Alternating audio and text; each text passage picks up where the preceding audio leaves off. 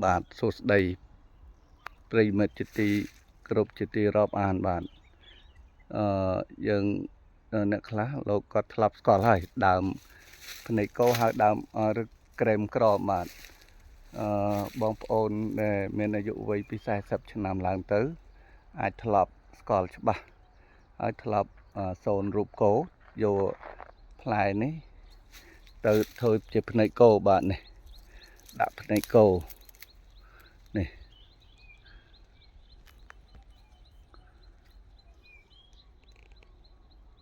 នេះ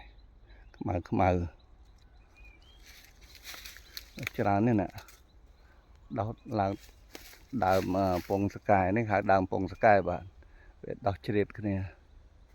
ន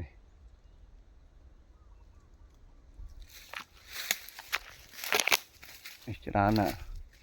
តែក្រឹមក្រមបាទស្អាតណាស់ធ្វើនឹងដូចធម្មជាតិអូពីក្រោបសិតផ្លែថ្ងាន់បាទផ្លែថ្ងាន់ចាស់គេកាប់ទម្លាក់ចោលស្ដាយណាបាទផ្លែថ្ងាន់នេះដើមថ្ងាន់មួយយ៉ាងធំដើមថ្ងាន់ធំ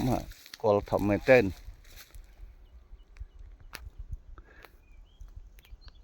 បងប្អូនណាចង់បានទេផ្លែក្រែមក្រោមខ្ញុំផ្ញើតាមវិញទៅឲ្យ